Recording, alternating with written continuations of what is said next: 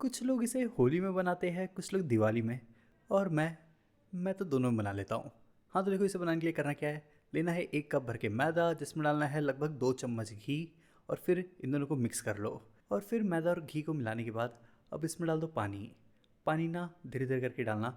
और धीरे धीरे पानी डालकर इसे अच्छी तरह से गूँथ भी लो।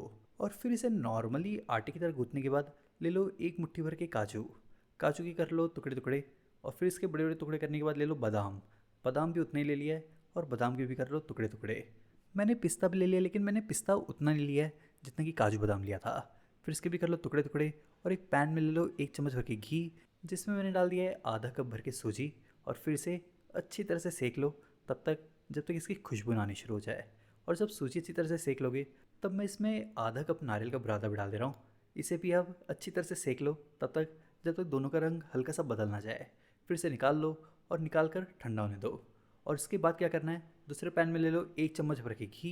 और वही वाले ड्राई फ्रूट्स भी डाल दो, जिसे बड़े बड़े टुकड़ों में काट लिया था। फिर अब इसे भी अब घी में अच्छी तरह से सेक लो। फिर ड्राई फ्रूट्स को भी घी में हल्का फुल्का सेकने के बाद अब इसे भी इसमें डाल दो। फिर ले लो आधा कप भर के चीनी का पाउडर भी। फिर सभी चीज़ों को आपस में साथ में अच्छे से मिला लो। और आधा चम्मच से कम इलायची का पाउडर भी डाल दे रहा हूँ। फिर सभी चीज़ों को अच्छे से सेकने के बाद जो मैदा को गूँथ लिया था, अब उसे ले लो। पहले तो कर लो इसका आधा। और अब बना लो इसकी लोई। तो देखो इसकी लोई बस वैसे ही निकालनी है जैसे कि पूरी के साइज़ का निकाल जाता है। फिर इसके बाद अब इसे ना हाथों से फैलाकर इसे बेल लो। वही पूरे के साइज़ में ही बेलना। फिर बिना सूखे मैदे के इसे एकदम पतला पतला बेलने के बाद अब इसे रख दो साइड में।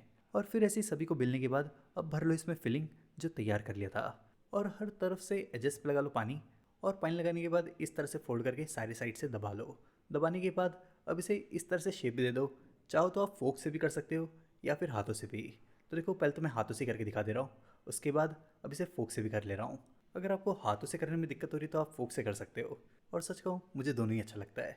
इसके बाद अब इसे डाल दो मीडियम गर्म तेल में। तेल में डालने के बाद अब इसे अलट पलट कर बीच बीच में फ्राई करते रहो। और जब ये दोनों साइड से अच्छी तरह से फ्राई हो जाए, कुछ इस तरह से, तब ना इसे निकाल लो। पर रुको रुको रुको, अभी रेसिपी ख़त्म नहीं हुई है। लेना है एक बर्तन में बहुत सारा पानी। पानी में डालना है चीनी। चीनी डाल दिया मैंने आधा कप। और फिर इसके बाद इन्हें मिक्स कर लो। चीनी जब अच्छी तरह से मेल्ट हो जाए, इसमें उबाल आ जाए, तब डाल दो इसमें बहुत थोड़ा सा केसर। वैसे केसर ऑप्शनल है। और थोड़ा सा नींबू भी निचोड़ के डाल देना। फिर इसे अच्छी तरह से मिक्स कर लो। गैस का फ्लेम बंद करके इसे थोड़ा ठंडा करके डाल दो इसमें गुजिया।